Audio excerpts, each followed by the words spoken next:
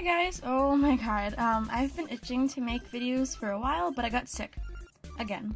Yep, not even a whole month after I've just been sick, I got the flu.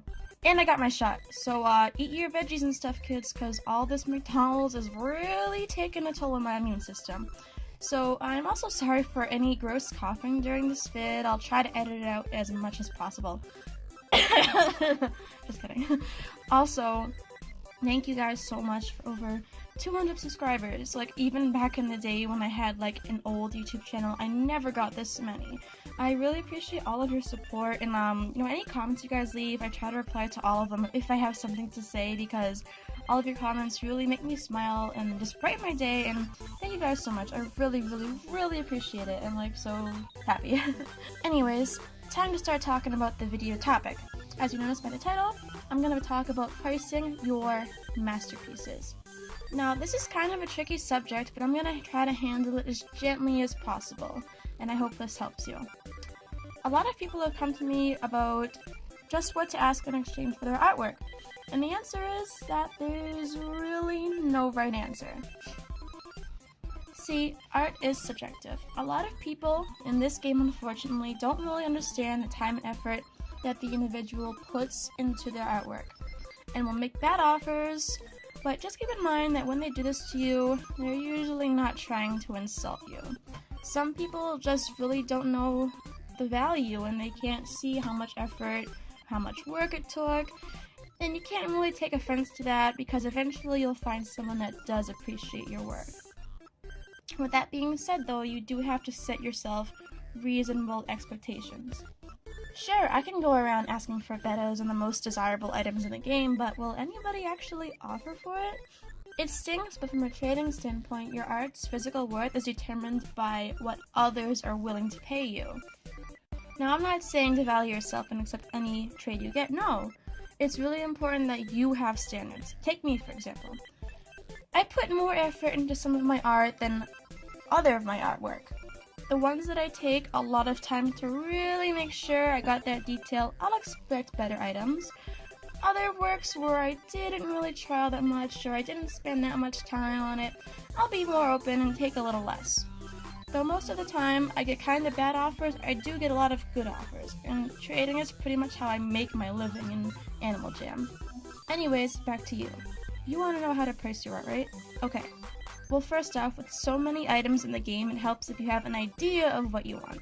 It'll save time for both you and the person who wants to buy your art in the first place if you can give them some sort of clue as to what you want. Do you want tokens? Alright, how many? Do you want art swaps? Okay, what kind of art are you looking for? Do you want dead items, clothing items? Do you have an unhealthy obsession with the color pink? Great! All of these things are wonderful to mention when trading off your artwork. Me personally, I don't really need tokens. I have enough sapphires to cover the cost of reprinting my art, and I don't always purchase art from others, but on rare occasions, I'll accept tokens. For my good art that I'm used to getting really good items with, I tend to be really picky just because to me, the worth has been determined by a lot of people, and I feel comfortable holding those pieces to a specific standard when trading. But in the end, that's really up to you. Also, please don't feel bad about being picky for your art. If you haven't made any trades for a while, for items that you've been asking for, if they're really rare, you probably should try to lower what you're asking for a bit, because, like I said before, both you and other users will determine the trading value of your art. While all of your artwork is beautiful, from a trading standpoint, you have to consider what others are willing to pay in the first place.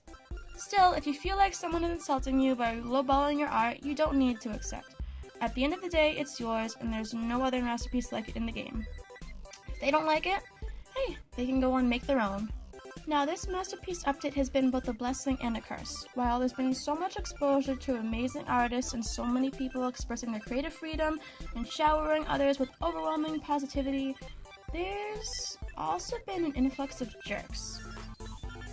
It happens more and more frequently, where people have been turning sour when I repeatedly decline their trade. Look, if I don't like the offer, I'm not gonna accept. I've been called greedy by not taking a promo. Like, really? Come on, I don't care if you trade me a promo nobody ever looks for and that I don't need. Like, what am I gonna do with it? Recycle and get a whopping 5 gems? Yeah, no thank you. I get more payback if I recycle the art myself, for crying out loud. Sorry, went kind of off on a bit of a rant there. But basically, yeah, people can be pretty mean and nasty, but don't let them have any power over you. If they tell you that your art isn't worth something, that's their opinion. You can disagree, and you don't have to like it, or the person, since typically when they say this stuff, it's out of pure malice. But honestly, don't bother arguing with them. Sure, it might knock you down a few pegs, it might make you feel bad about your art, but don't lose that confidence. If you let someone hiding behind an animal game tear you down, then you're probably not ready to be sharing your art online. But you know what? You are ready. You just have to be strong, take that constructive criticism, block the rude people that have no,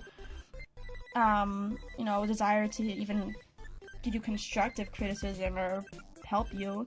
You don't have to take their bad words, but try to use it for yourself as motivation. And whenever you feel bad about yourself, just think that we all started somewhere. The great artists in the past weren't born just knowing how to paint. They weren't babies and painting beautiful pieces. They had to learn, just like I'm learning and just like all of you are learning. So get out there and just keep making art. If you believe in yourself, you'll get better, and soon others will appreciate and believe in you too. Alright, well, that's the end of this video, and I hope you'll all enjoy. Take care, have a good one. If you ever want any advice or have any questions, leaving a comment below is the best way to contact me. Generally, I reply unless I don't really have anything to say, but I will try to do the best that I can.